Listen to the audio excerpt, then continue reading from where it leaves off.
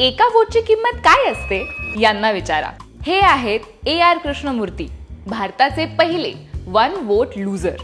2004 मध्ये कर्नाटक विधानसभा निवडणुकीच्या शर्यतीत ते होते. त्यांचा पक्ष जनता दल सेक्युलर.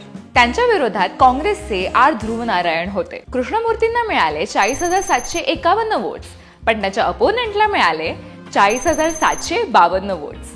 कृष्णमूर्ती एका वोटने हरले. अशी वेळ आपल्या वाईटातल्या वाईट शत्रूवर येऊ नये असे नंतर म्हणाले होते. यात मजेशीर गोष्ट अशी की इलेक्शनच्या दिवशी कृष्णमूर्तींच्या स्वतःच्या ड्रायव्हरनेच वोट केलं नव्हतं.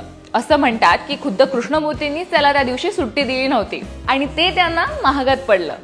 असंच घडलं होतं 2008 मध्ये, जेव्हा काँग्रेसचे वरिष्ठ नेते CP जोशी फक्त एका मताने हरले होते.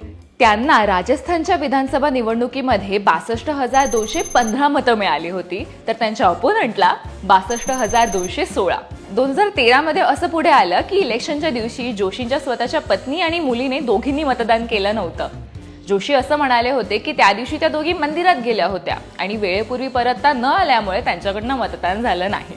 एका वोटने काय होतंय असा प्रश्न जर कुणी तुम्हाला विचारला तर त्यांना हा व्हिडिओ नक्की दाखवा. आणि हो, स्वतः वोट करायला विसरू नका.